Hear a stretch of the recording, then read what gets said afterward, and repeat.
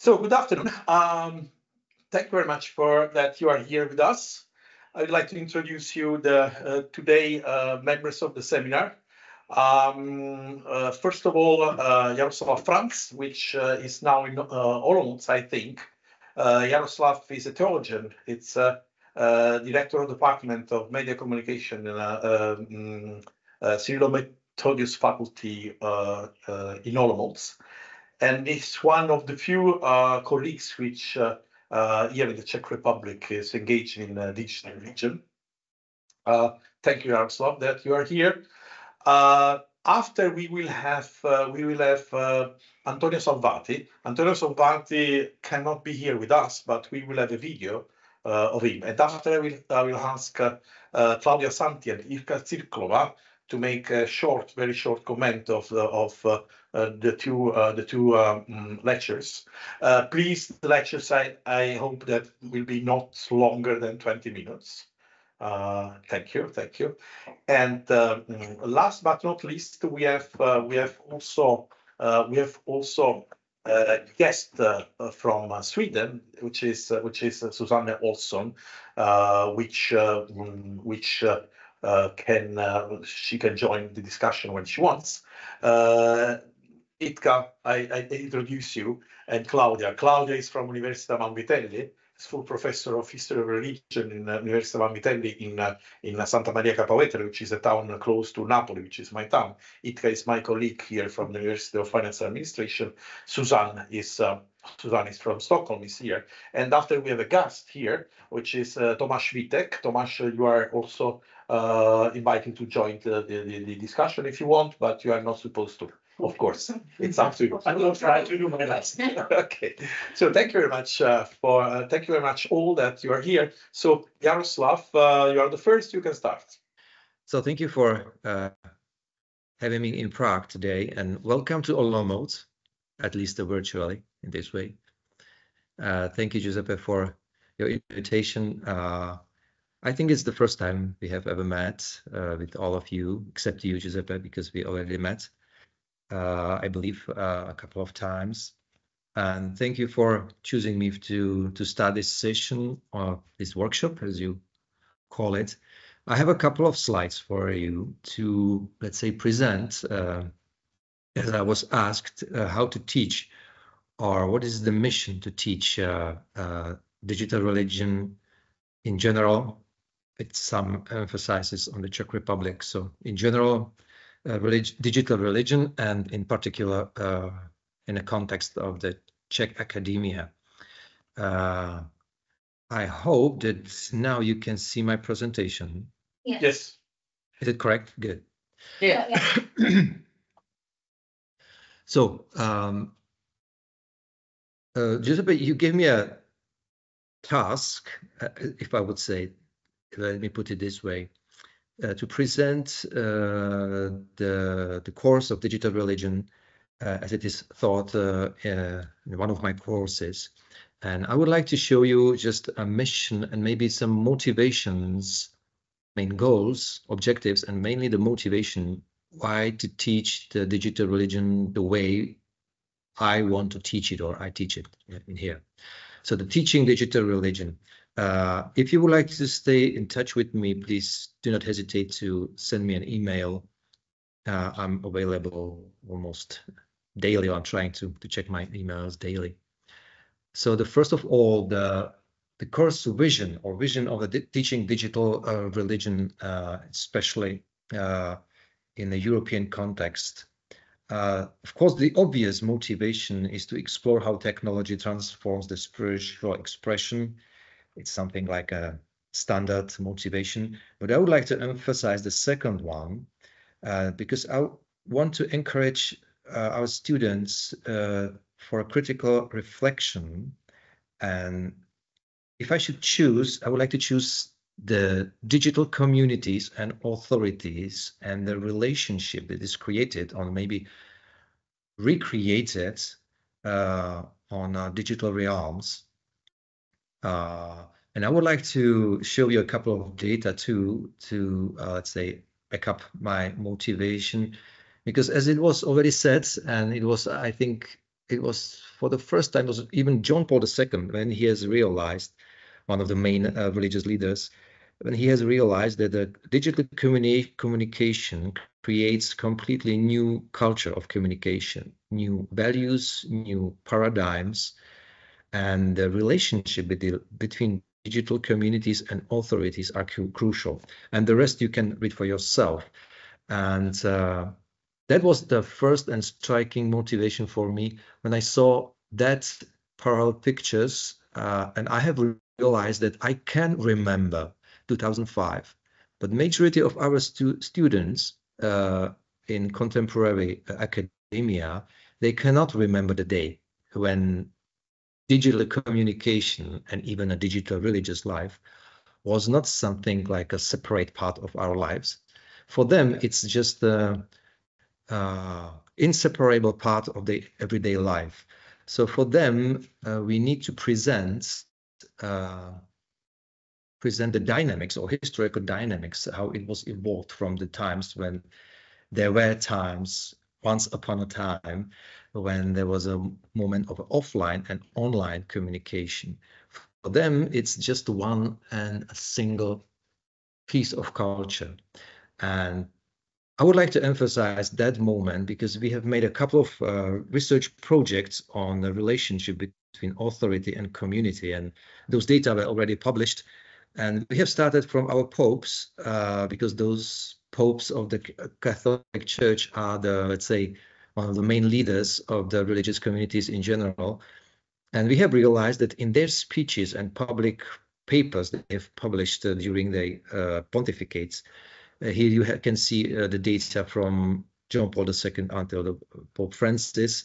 It was all of those data were analyzed in vivo software. You can see that there is a, let's say, decreasing number of using an imperative verbs. And moreover, there is another trend, which is very interesting, and it's the increasing number of using pronouns like we when popes start to think about themselves and about their leadership in different ways. We had even some, let's say, workshop and conferences. And one of those was our keynote speaker, Heidi Campbell. I'm going to speak about her in a few minutes. And we had been discussing this trend in the contemporary digital religion. And she has, let's say, encouraged us to dig deeper into this trend because the relationship between community and leadership or authority is one of the key parts of a religious life in general.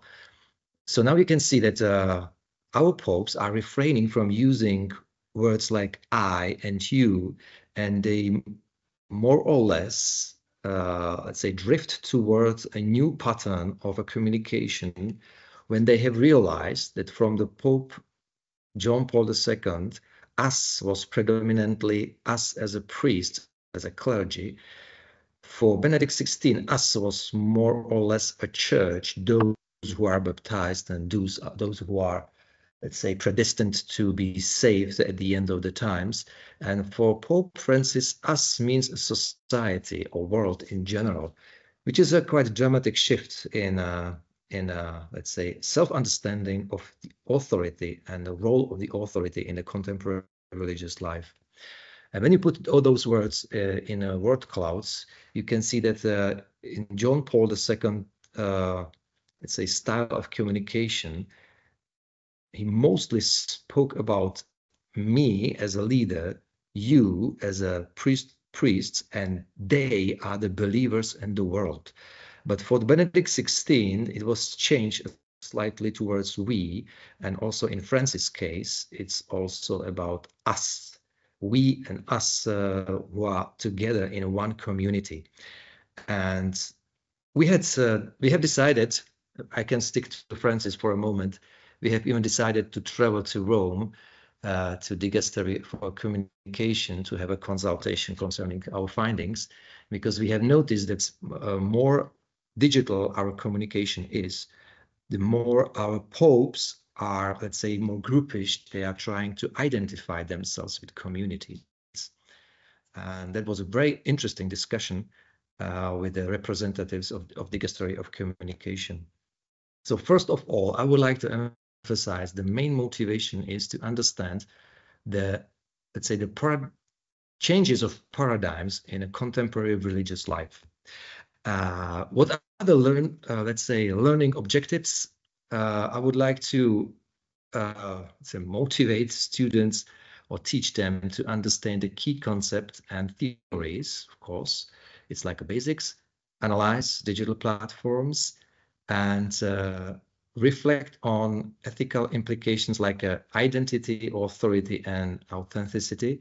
And of course, for us in Europe, which is day by day getting more plural or in a cultural sense, the interreligious and intercultural dialogue. And here I would like to show you a couple of data which are not mine. They came from the government of the Czech Republic, and it's the reality of the Czech Republic, which is recognized as one of the most secular country in Europe, which is a stereotype that I don't like, but still I would like to start with that one. This is the census of from 2011. The largest community are Roman Catholics. Other believers are another 10% approximately. The huge number of non-believers, like 1/3 of a whole population, 34%, and 46 are undeclared. But when you put those numbers in a historical perspective, from 1991 until 2021, you can see that there is a decreasing of numbers on a group of those who believe and also identify themselves or belong to a religious institution or religions. However, the segment of those who believe and do not belong is increasing dramatically from 1991 until 2021. So that means that for the first time from the 1991, we have increased the overall number of those who are believers, and it's mainly because of those who are believers and not belong to a religious life, religious institutions. So for us, it's when you put those numbers in a percentage, it's much more striking, and that's important for us to realize that when you start to think about the religious life as a predominantly online religious life, it's one of the main influential elements of, let's say, dynamic of a contemporary religious, digital religion and religious life in the Czech Republic. And you can check out those data in Czech institutions, but it's not so important. So based on those main motivations and, let's say, objectives I have set up, I suggest to teach digital religion in the Czech Republic in those, let's say, 3 main areas. The first, we need to, of course, set up foundations. That means digital communities, sacred spaces. Here I usually work together with my colleagues from the Muslim world, especially in Iran. There are very active Iranian researchers. Some of those are in Netherlands. Some of those are based in Iran, in some universities. I'm in touch with them. One of them is also, he has moved to Germany, and he's very active. It's Rasul Akbari, so I would like to highlight his work. It's very influential. And beside of those, we need to set up, let's say, basic theories. Heidi Campbell is a crucial one. Another area is, let's say, identity, rituals, and authority, as I have already said. And the third one is narrative and diversity. Beside the storytelling, which is a crucial one, I would like to speak at least a couple of words about ethics in digital spirituality. Because if we accept that we have already built a new, or at least built a new foundations for a new culture in digital world, so we need to speak about values and that in that cultures, in this environment. And that means also to speak about ethics.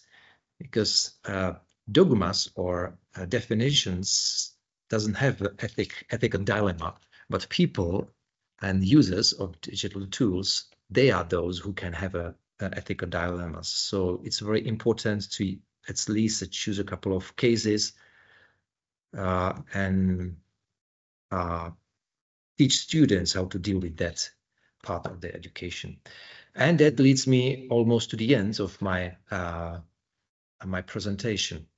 And I must confess that here in the Czech Republic, especially, there is a lack of, let's say, proper and well elaborated manuals or monographs to use to teach digital religion. So we need to depend on Campbell and Surya. Ruth Surya, she's based in, she lives in New Jersey.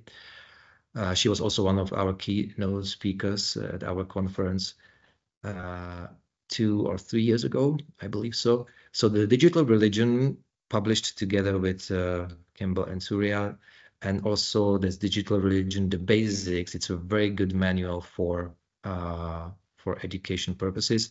And of course, many others. Surya has published a wonderful paper about the blurring of sacred and profane, which is one of the most important topics, I believe so, because while using cell phones, you can order food for yourself, or you can even order drugs if you want, or some amphetamines if you are very capable of using cell phones. But you can also say a prayer. You can be in touch with your pastor. So the blurring of a sacred and profane, it's a very interesting topic for me. So beside of that, there is a list of many others from Asian perspective, gender and digital religion, like Lowenheim, Mia Lowenheim, and many others. To conclude my speech, because I made a promise, and I still have a couple of minutes, but still I made a promise that I won't be longer than 20 minutes.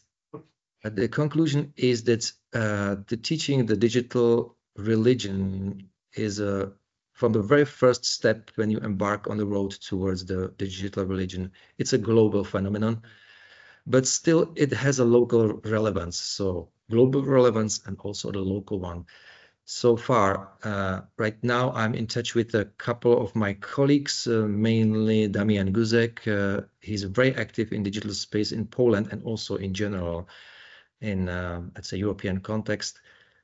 Julia Evolve, Ruth Surya, they are very, especially Julia Evolve, she's very much into Muslim and Catholic blogs in Europe and USA, which is a very promising field.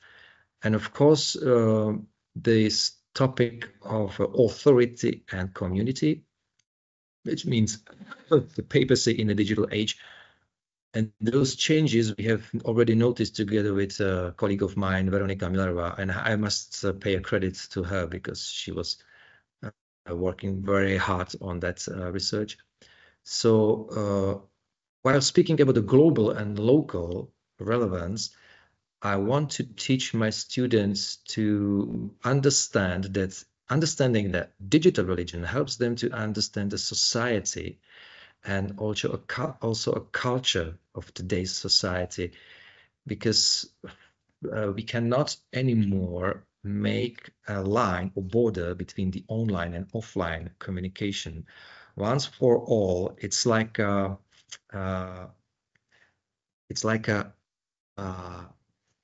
inseparable union of a couple, as they say in one of the Catholic churches. I think the Catholic Church has this here, that once you get married, you cannot be separated from bride or groom.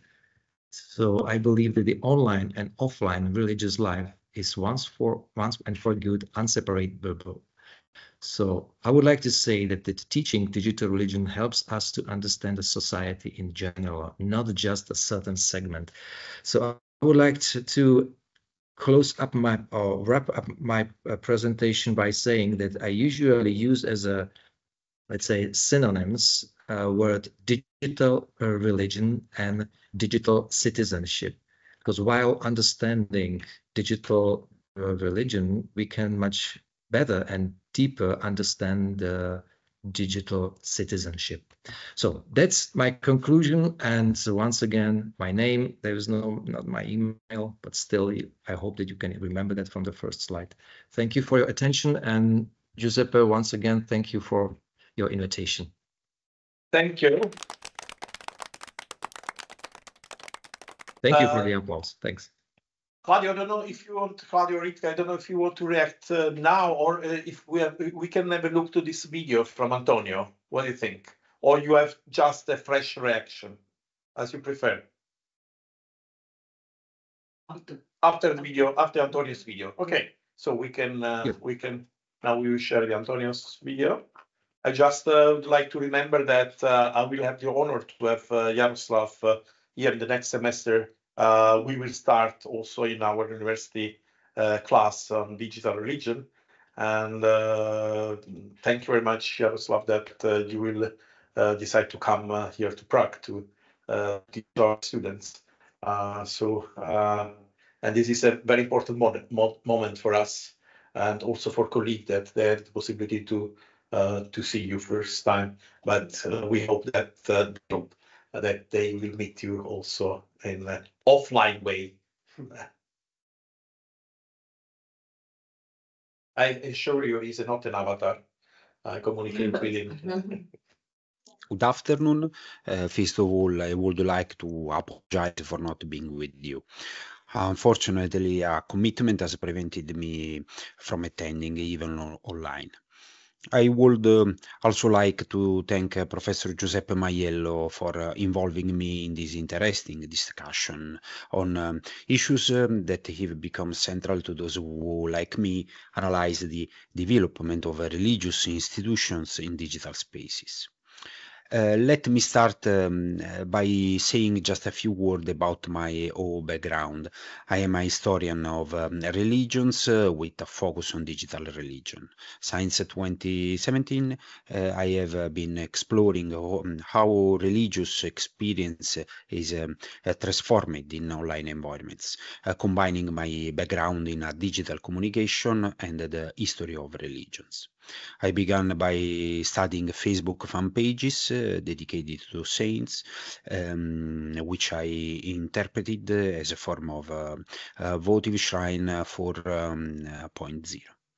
During the pandemic, I spent my reflection on the role of digital platforms in ritual practice, focusing in particular on the questions of authenticity and developing of a functional model for analyzing online rituals. I also become interested in how digital spaces serve as a place of remembrance and mourning, a kind of a digital afterlife.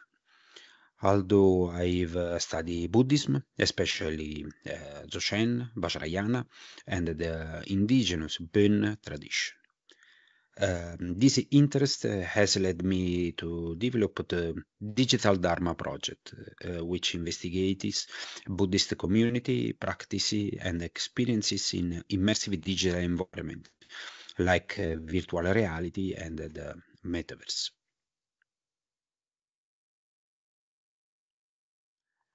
Digital religion is a field of study where the only certainty is that research will never be definitive. The internet is constantly changing, and even as we speak, a click, a comment, or a we could substantially alter the quantitative and the qualitative meaning of our discussion. According to the religious historian Fabrizio Vecoli, studying digital religion based on a list of websites or online data, treating them as historical or sociological sources, is equivalent to trying to understand the dynamics of liquids by observing a single wave in the sea. A partial approach incapable of grasping the fluid and constantly changing nature of the digital world. Probably the fibers of digital spaces contain the closest representation of the Buddhist concept of impermanence, anicca in Pali, anita in Sanskrit, where every phenomenon is constantly changing and therefore cannot be considered a stable and immutable reality. There is no substance on the internet, only processes that are constantly changing and transitory. There cannot even be a past on the web because everything that is no longer current is simple deleted. To date, the only attempt at web archiving has been made by the American Association Internet Archive, which since 1996 has been archiving everything that has been deleted from the internet. Today, the archive contains 735 billion web pages. So with the result that are certainly significant but difficult to use for scholars. There is another set of problems to deal with when starting research using online data. The enormous volume of information that counterbalance its quality. Finding the right information take times and discernment. In this scenario, researchers are called upon to adopt a flexible and adaptive epistemological approach. We can no longer talk about ontological stability, but only about flow. Accordingly, research methods must also be critically revisited, depending on the digital environment, the tool used, and the theoretical frameworks adopted. In 2017, Heidi Campbell, professor of communication at the Texas University, and she defined the field of study of digital religion. Heidi Campbell, together with the other scholars, analyzed the topic of digital methods in the article "Approaches to the digital methods in studies of digital religion." The scholars summarized the difficulties of a particular point of view on digital methods by proposing a metaphor. The image you see summarizes this metaphor. An ethnographer sitting in cafe, trying to study the communication practice of individuals in that environment, in particular the type of languages customers use when talking to a barista.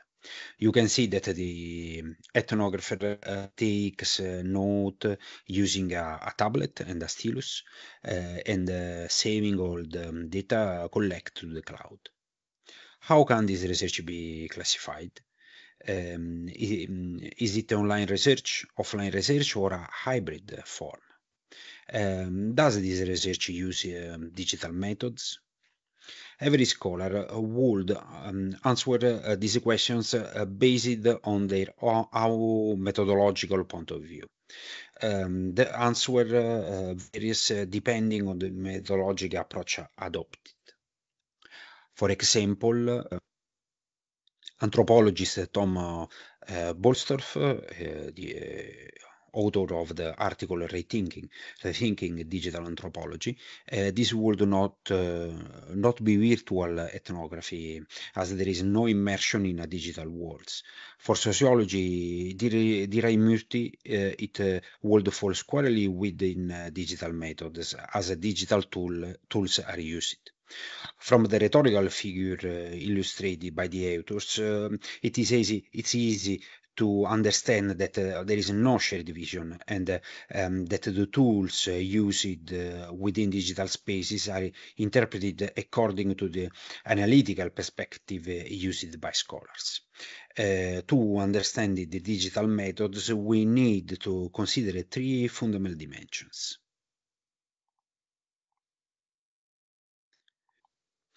A fifth dimension could focus, for example, on the place where the study takes place. The environment in this case is not only the space, but also the data that is produced in it and collected for analysis. In this theoretical framework, it's easy to imagine, especially in the context of philosopher Floridi's concept of on life, how the concept of field of investigation takes on increasingly blurred connotation, and its contours become increasingly permeable.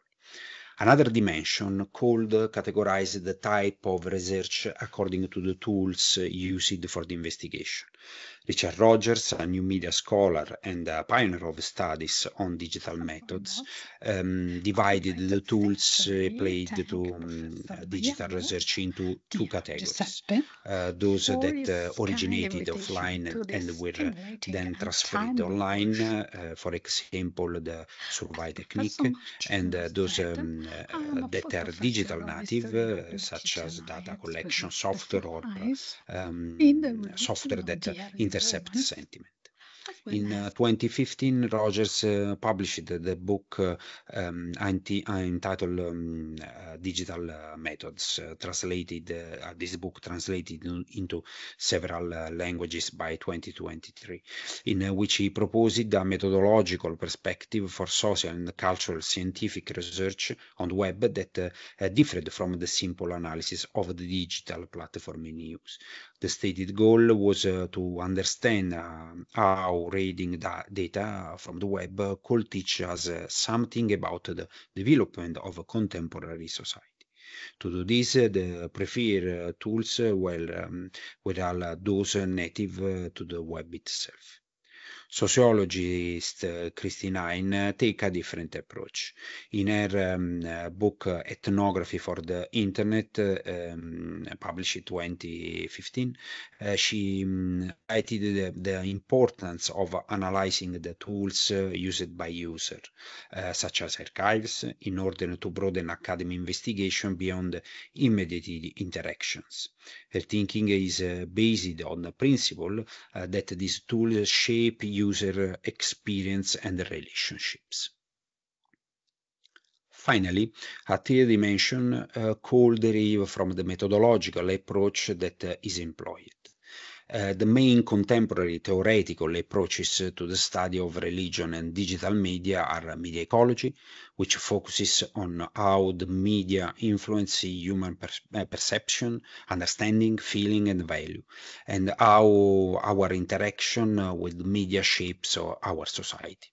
Mediation, which analyzes the role of media and technology as intermediaries in our understanding and interpretation of social and cultural reality.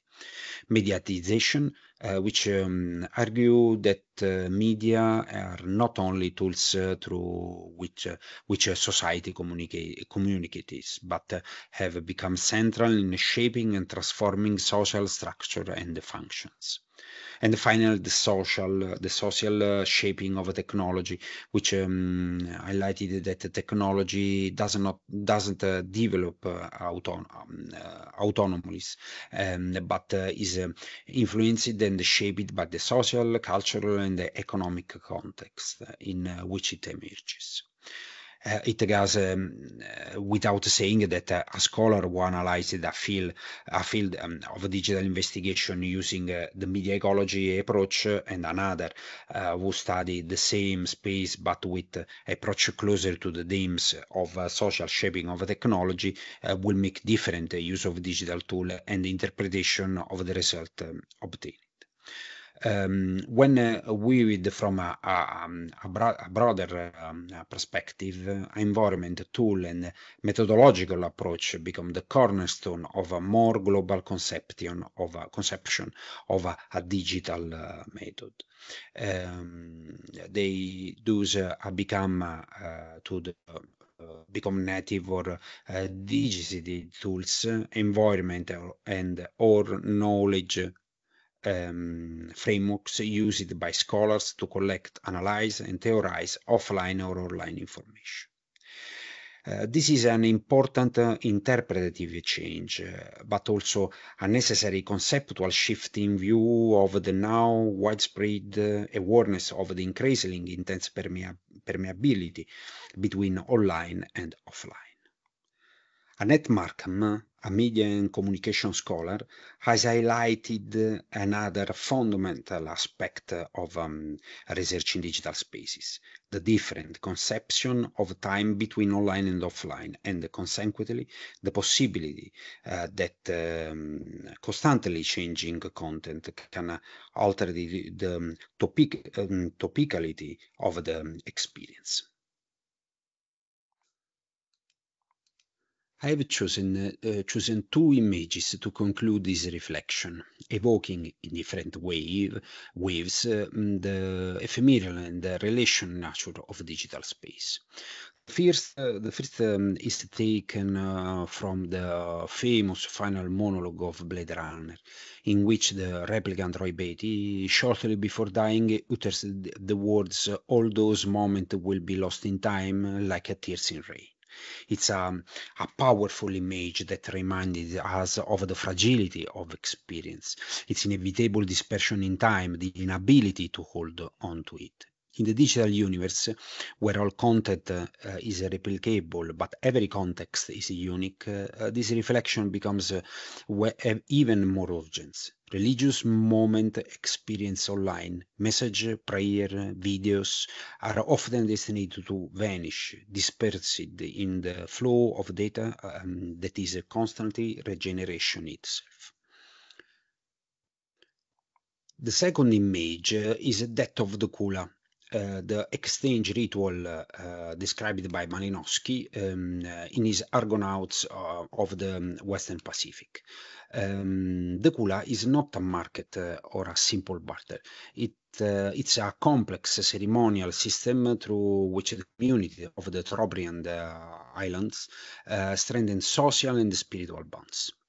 Object laden with the symbolic value, Sulava necklace and Vali the bracelet, travel from one island to another, following precise routes, and those who receive them do not keep them forever, but put them back into circulation. Possessing them, even for a short time, means gaining prestige and recognition. The value does not lie in the object itself, but the relationship it activated. Just at the canoes of the Trobriand Islanders sailed the sea carrying a gift, in the digital world religious content, prayer, image, experience, navigates between users, community and platform. The similarity between the Kula and certainly practice in online culture, such as peer-to-peer sharing. For example, think of a mule or a donkey, suggests that even in the digital world, the religious experience is constructed through passages, loans, and crossing. There is no stagnation. There is movement, mutation, transformation. In digital environments, religion behaves just as it does in Kula. It circulates, changes context, is enriched with new meanings, and acquires symbolic value through its very methodological rigor, of course, but also with theoretical openness and willingness to listen. A well-trained eye is not enough to understand religious phenomena in digital spaces. A different stance is also needed. A lens capable of capturing what moves, what escapes, what transforms, and perhaps a new form of trust, not so much in data or tools, but in the possibility, imperfect, unstable, but fruitful, of understanding what changes. That concludes my presentation. Thank you all for your attention and patience. If you have any questions, I will be happy to answer them by email at info@antoniosalvati.com. So Claudia, I think maybe principally you could react to Jaroslav, but of course also to Antonio. And I saw Jitka here because Jitka is our expert in Buddhism. She was so happy to listen Antonio. So, but I will give Claudia the first word. You are free, 1 minute, 5 minutes, as you want. We just we have time here until 3:30. I don't know what time is it now. It's a quarter to. Okay, Quarter to so, 3. yeah. It's okay. Well, Okay. And welcome to everybody. And first and foremost, I would like to sincerely thank Professor Maiello, dear Giuseppe, for his kind invitation to this timely workshop. As Giuseppe said, I am a full professor of history of religions, and I specialize in the religion of the early Romans. Yes, the early Romans, as well as New Age movements and the field of digital religion. These three areas might seem distant from at first glance, but they are deeply interconnected by a common thread: the transformation of belief system and ritual practice in response to broader cultural, technological, and societal changes.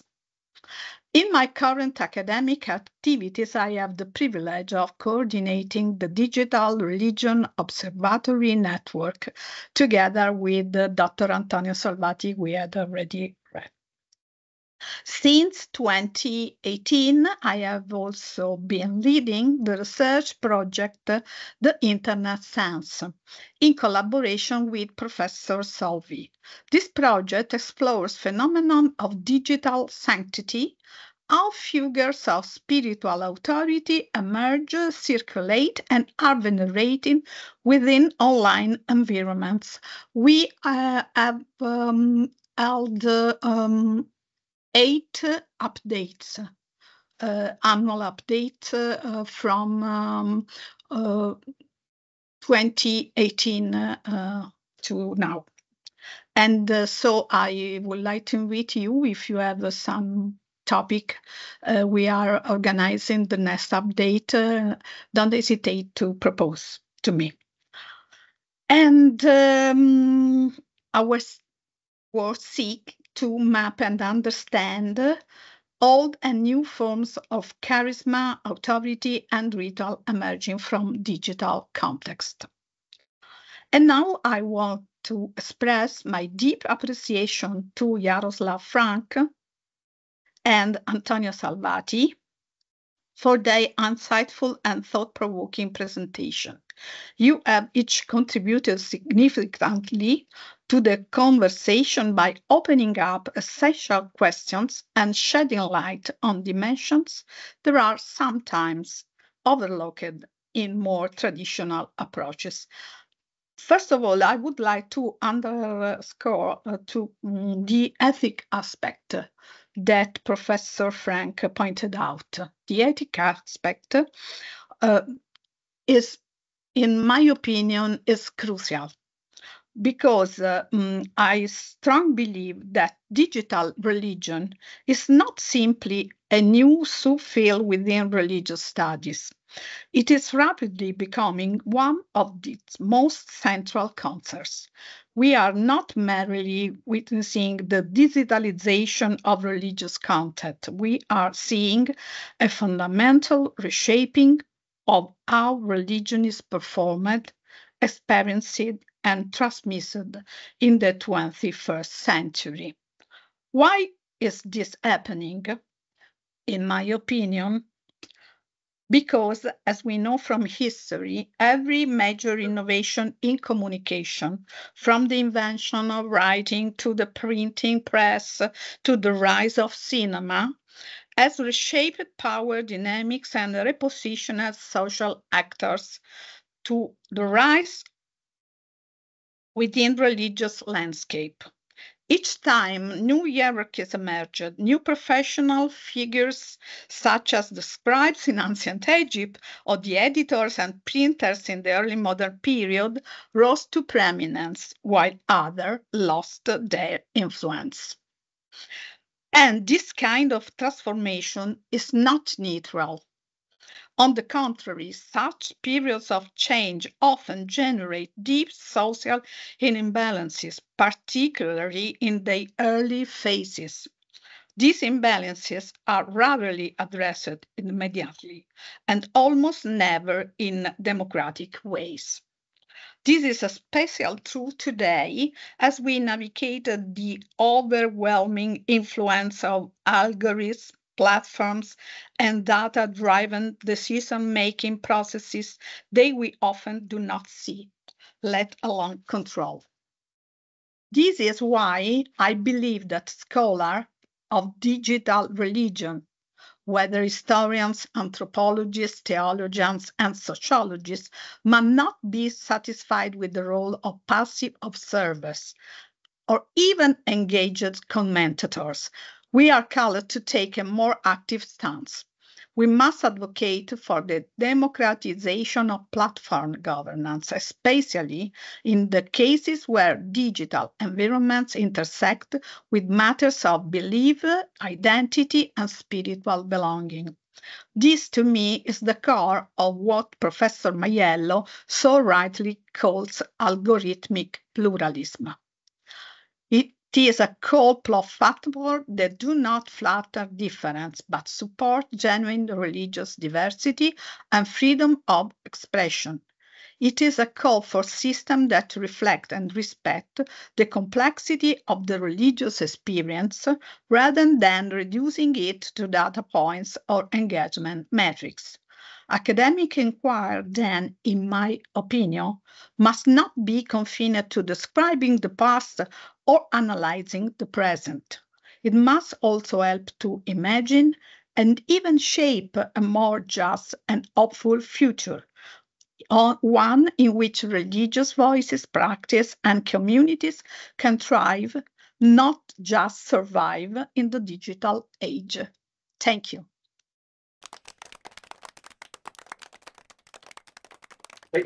Thank you, Claudia. I don't want, I don't know, Jaroslav, you want to react now, or we give Jitka some word now? Yes. Mm-hmm. You want to add something? Go ahead, Jitka. Okay. Okay, I just have a few remarks. I make it very short because Antonio Salvati is not here, and his expertise is very similar to my field of research, because I wrote my PhD on Western Buddhism. I follow for a long time, for many years, this intersection of value and practices and like contemporary spiritual practices among young generation of families who transmit Buddhist-based values and ethics within the families. And currently, we can talk about like first generation of Czech Buddhists growing up here. Last week, I came from Vietnam. I was invited delegate for United Nations Day of Vysoká celebration. So it was a big global event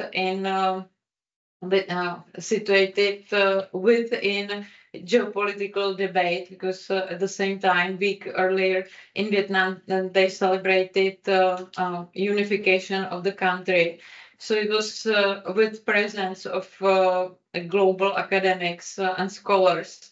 So and with extreme use of digital platforms, tools, the speeches from dignitaries all over the world, from US, from Europe, from United Nations, European Union. So it really changed event. I would say a small scale tradition and a ritual practice. So it was big global event which presented like final resolution, and one point of this resolution, which was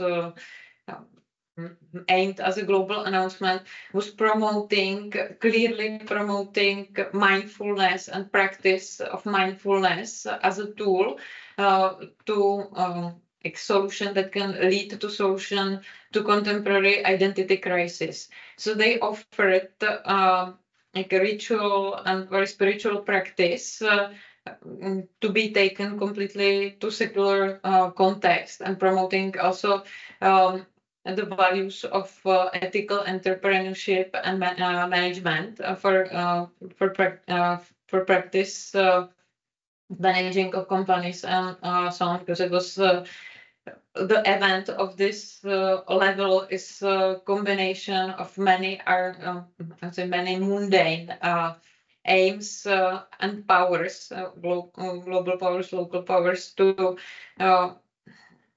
end in a resolution like this. So that was, but I will contact definitely when Antonio gets to Prague, so we can talk about our Buddhism quite a lot. And one point what I want to make is linked to my research, which was published last year, and it's linked to Catholic doctrine of purgatory, which last year it was celebration. I think it was 700 years of establishing the purgatory as a doctrine for Catholic world.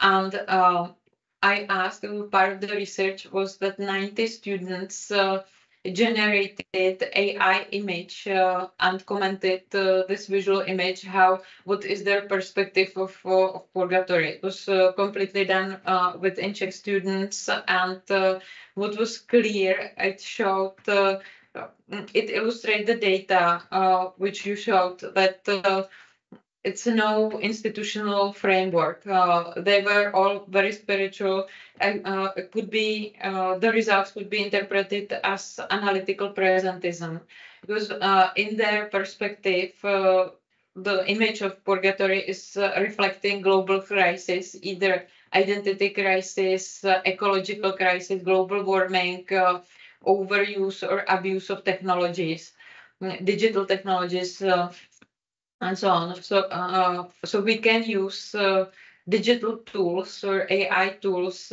as a way to understand deeper shifts and changes within individual understanding and perspective of some either doctrine or some sort of keywords which we define, or definition of religion.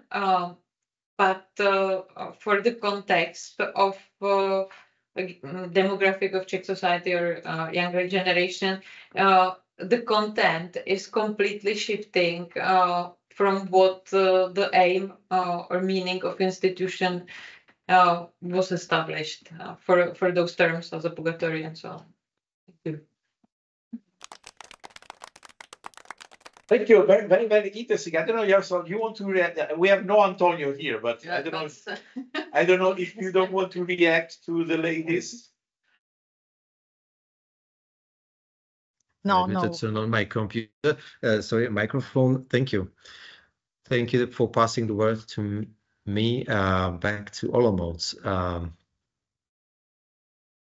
Actually, I'm humbled because when I'm quoted twice by ladies on the same panel, I don't know what to say, but only thank you. Thank you very much for careful listening to my presentation. Thank you. I'm really impressed that you are so deeply engaged in that field or on that field, especially Claudia, Santi. I would like to stay in touch with you, and definitely I will send you a couple of materials from our department, and I hope that we will find some much, let's say, more sophisticated and deeper ways to work together. And also thank you, our colleague from from Jitka. University of I can't remember the name. It's a University of Administration, Finance and Administration. Yeah, thank you. Jitka, Cirklová. Yeah, Finance and Administration. I'm really. I have jotted down a couple of keywords from your words, and of course Antonio, he was talking about the different topics, but something that rings bell in my mind, and what I would like to emphasize is that Claudia, Santi, she said, or you said that you're also quite interested in, let's say, authority and let's say charisma that is brought by into that field of digital religion. And that's something that I forgot to mention, or I couldn't have a time to mention that. And it's a question of algorithm. And it was also mentioned by Jitka, Cirklová, that algorithms are keywords for us, for all of us, because while speaking about the digital religion, it's not just about the digitalization, process of digitalization, what was already built or established in our lives. It's also the process of digitalization of religion itself by the technologies and by the algorithms. And that's the key topic for all of us. Algorithms are just the topic of computation. It's not something that could be recognized as an objective or neutral. They are always algorithmized. That means that they have a certain purpose. And it also brings us back to the topic of ethics, because algorithm has no ethical doubts or no ethical questions. It's just the machine that is we are facing now. And I think that this is a very important topic to speak about, and I believe so that we need to be in touch with other fields of research, because not just the historians of religion or sociologists of religion or theologians or religious studies scholars, but also those who are experts on AI, development of those generative intelligence machines. Those are the crucial partners for us in this dialogue. So that's what I would like to speak once again about digital citizenship, because it's not just a religious life that has been changed, but it's also the life itself.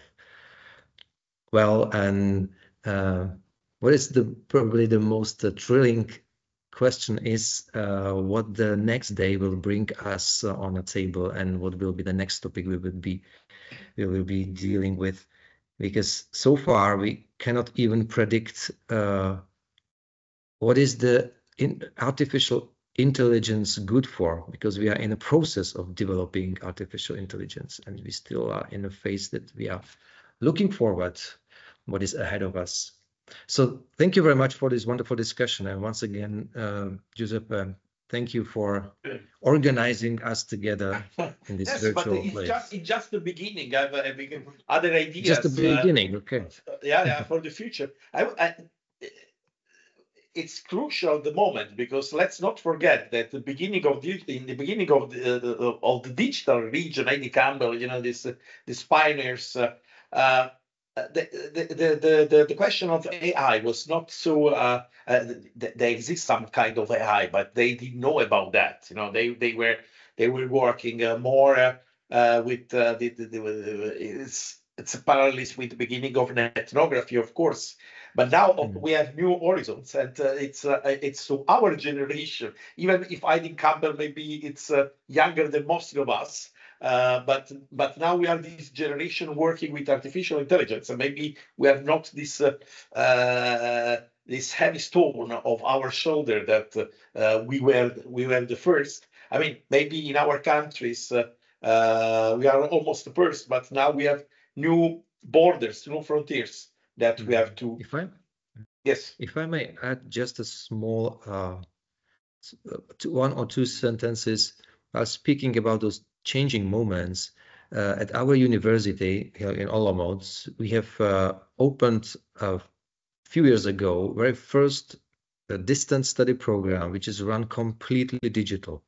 And it's super successful and popular. We have a lot of applications. We have plenty of students to choose with and to choose from those, and or let's say applicants. And that's a changing moment, as you said, because we were struggling as many other universities to find someone who would like to apply and study with us. And those study groups were getting smaller and smaller. And once we have embarked on this online and digital way of communication with students, and we have accredited and opened and launched a new study program completely running online, it's like a new revolution or new era at the university. So yes, you are right. It's a changing moment in our lives, and that's why I like to start my presentations with those two pictures. Those audiences of the popes. The first one is 2004, and no digital cell phone is there. And only 10 years ago, or maybe 8 years ago, after that moment, everything was changed, and now we are in the process of that. Yeah. So thank you for formulating this. I remember that 10 years ago, the pronoun they was not like today, because we know that the pronoun they now means when we want to. I think maybe, I don't know if in the future the popes, they will use the pronoun they, but this is just a kind of. Listen, we have some guests. Giuseppe, Please, Claudia, please. I would like to remember that last winter we had an update on digital religion and artificial intelligence. Me, Antonio Salvati, and Professor Maiello. And in that occasion, I spoke about the Mina Church, which is a church that worship the intelligence of the super being, the super being who has to come to introduce an age of happiness, something like New Age. So, in my opinion, this is the reshaping of the New Age movement, which increases after 2012. Only this. I would like to give you some water, Claudia. No, water, thank you. Water just on the table. Is it possible just to try to bridge a little bit the information that was said here? Because there are a lot of information about ethics, algorithms, spirituality, Buddhism, in the purgatory. Now, these are, the digital age is something very, very new to us, right? The information that is in the digital arena currently, people qualify it as 90% junk and 10% or less accurate information. Yeah, and in among those categories of verified information data, we still find false information or journal articles that are not necessarily methodologically sound, and they yield some conclusions that then they don't verify. Yeah.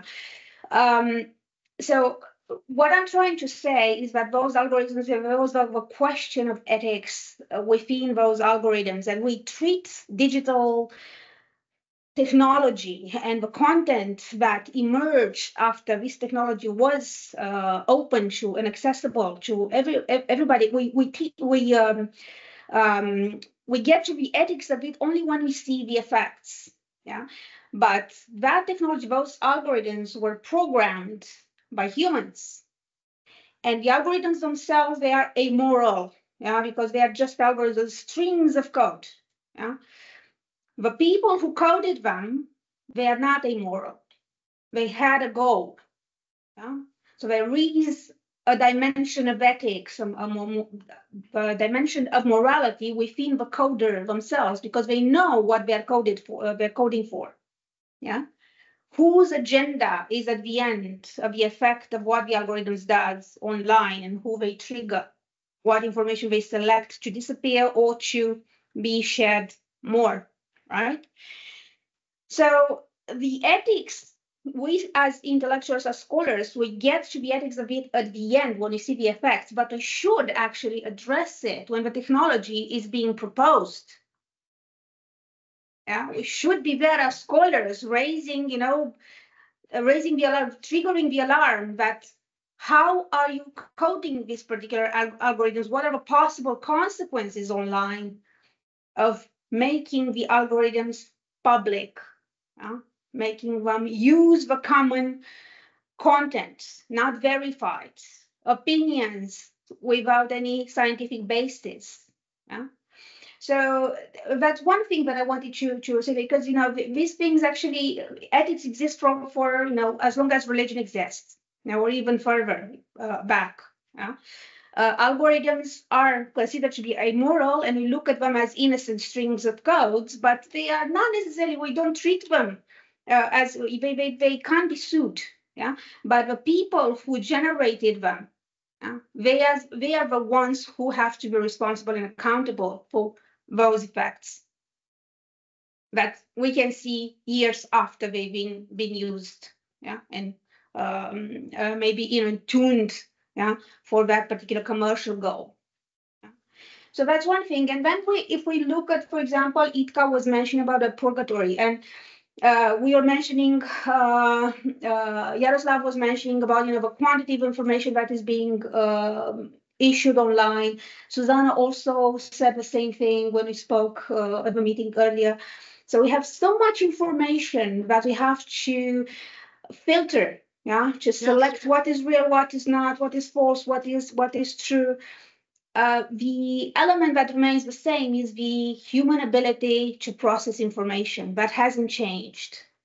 For thousands of years, that hasn't changed. But we are actually getting more junk information in, and we are supposed to get the truth from that. So the likelihood of getting to the truth is increasingly smaller, or even impossible with the digital technology.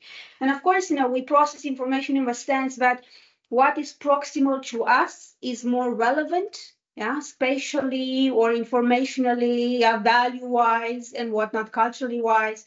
So you were saying about how students actually transform the image of purgatory, and they see, the climate change, for example, as being a sort of purgatory nowadays. It's because this is what they know today. They really give a different dimension to the word itself, a concept of purgatory, but they don't see purgatory as a spiritual space, or connected to religion, do they? They just give it. They do. They do. It's non-institutionalized. The institutionalized religion decline, but not the individual need for spirituality and for religion. It just, people are as furiously religious as ever, to quote Peter Berger. But if they actually try, if they see, for example, the climate change, the decline of the quality of our living conditions, for climate, they see a purgatory, but the purgatory is here on earth. I wouldn't. So that's what I'm saying. No, I'm not saying for the data. It's more complex than it is. Okay.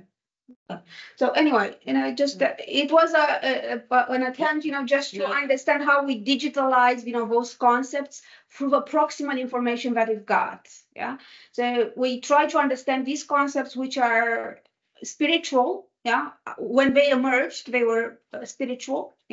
Religious, spiritual, but now they get new dimensions because this is the information that is proximal to us. So we incorporate it in the concept itself. If I'm making myself understood. Yes. This is a very big problem because in internet, as you know, there is no filter, and everyone had to make his filter. And if I can, I would like to share this figure.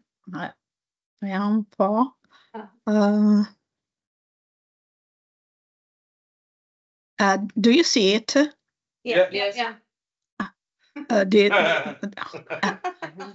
On the internet, nobody knows that you are a dog. There is a counterpart of this when there is God sitting at the PC, and the dog says, nobody on the internet, nobody knows that you are a God. So this is a very big problem. God, This is dog, it's the opposite. yes, Yeah, it's the dog. yes. The first one is no problem. On the internet, nobody knows you are a dog. But the second one was nobody knows you are God. And God. And I think that the abstract thought and the critical thought is going decreasing more and more every day. And this is a problem in believing, because in believing, not abstract thought, but critical thought was so shorter. Huh? Okay. And the idea credo quia absurdum, I believe, because it is absurd, is still valid. So we have to focus on the ethic problem, especially in the field of digital religion. I think so. Even if I don't teach theology, I teach history of religion, and as I said, my expertise, my first expertise is religion of early Romans. So no Catholic, no Buddhist, no Muslim, but I think that the ethic aspect is crucial today in the field of digital religion. Maybe we could close here our meeting, but we have another full professor here sitting with us, and she's another full professor of history and religion, coming from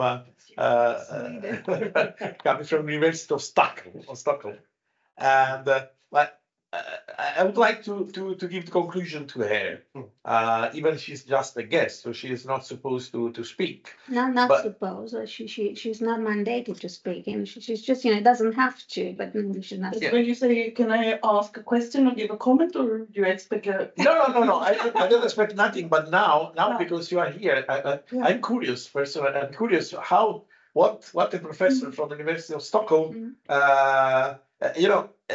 we have some links, Italian Czech links we are creating in the last year.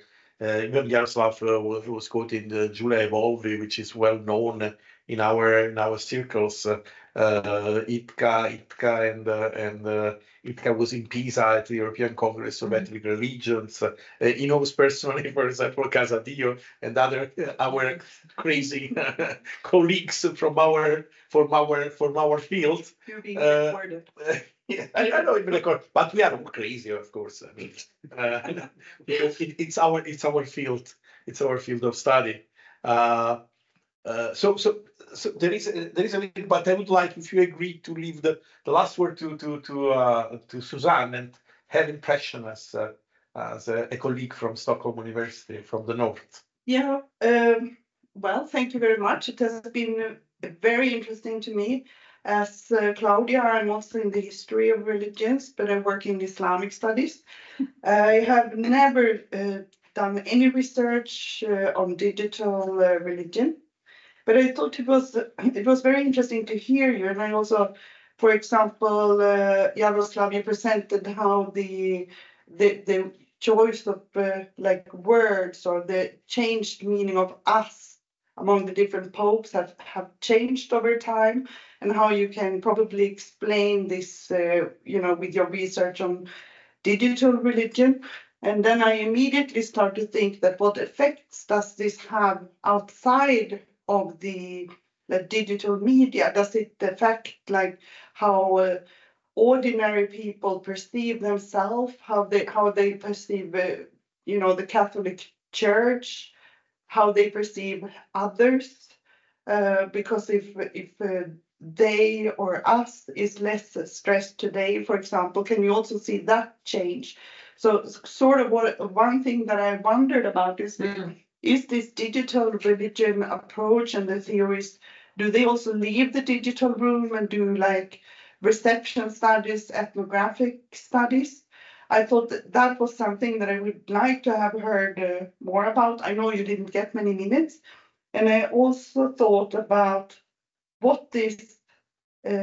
how do you theorize or define a sacred space, a digital sacred space? Because Jaroslav, you mentioned it in your presentation and had that you had digital communities and sacred spaces as one of the points in your presentation. And I'm like, what is then a sacred digital space, according to you as a scholar? Something like that. These questions were left in me. You will see that Antonio is creating fantastic digital spaces with virtual reality. It's really a pity that Antonio is not here, but we are waiting for him. I don't know, Jaroslav, if you want to answer, or maybe we can leave to another meeting. What do you say? Well, he has 10 minutes. Yeah, we have a couple of minutes, so as short as possible. Yeah, from Sweden. So if I would have answers to your questions, probably I would won a Nobel Prize for the digital religion. Oh. So I have exactly the same questions as you have. Yeah, definitely. I think my presentation and also the presentation of others was not to give answers to all the questions, but only to show, let's say, a certain framework in which we should play the game we have started to play. And I would like to say a couple of words concerning that this large bulk of information provided by internet, because it leads us to trust gap, which is a very important topic for us, and also to, let's say, a news avoidance. And it also affects the digital religious life. That's one of the tools which is used by, let's say, political propaganda. You need to mess up with all those pieces of information as far as people are so fed up with the information that they start to avoid those information. And that's what is, I think, ahead of us, and we need to address that topic. And while speaking about, let's say, the trends in communication of religious authorities, so far I have no proper answer. Even during our consultations when we were in Rome, we managed somehow, based on some recommendations and support by our friends and diplomats, we had a meeting at the Dicastery of Communication, and when we have presented those, say, observations, data, the first amount of data, they have started to use certain phrases like, this is a new style of a new pope and his, let's say, South America experience. It was obvious to us they were trying to escape from the question, from the answer, mainly. And then we have provided another data about this loss of imperative, uses of pronouns. And another step of our research was about, let's say, about another topic which was described as a crisis, a communication of different types of crisis, and a style of communication of contemporary popes. And at that moment, even those experts at the Dicastery of a Communication, they said, we didn't know. We haven't noticed that something is different, something is changing. And even for us so far, it's a question, is it a symptom of a cultural change which is already there in our European or Western or maybe world society, or is it just a certain period that will be overcome, and the next pope and next leaders will speak in a completely different way, and it has nothing to do with the digital communication? So I cannot prove it. We are at the beginning of a wonderful road to explore this place. And to conclude it with the anecdote, because I like to, let's say, a little bit cheer us up. A friend of mine, I don't want to quote her name, but she told me once, now we pay for digital services for Spotify and many others, and time will come that we will pay to disconnect us. But there will be a room. We will pay for weekends without digital communication. Maybe it's a false prophecy, I don't know, but still, it would be a very nice topic to explore, to make a research on that. But thank you for your questions. Thanks. Thank you very much, my friend. Really, we have to finish now. I would like to thank you and University of Olomouc. So bye-bye to University of Olomouc. I remember your place. It's a very, very nice place. Hello to Università Vanvitelli in Campania. But I think you are in Rome now, Claudia. So yeah, that's great. And say hello to Stockholm University from us. And we all from the University of Finance and Administration, we say bye-bye. Bye-bye. Goodbye. Thank you. Thank once you. again. Thank you. Thank you. Bye-bye. Looking forward to see you face to face.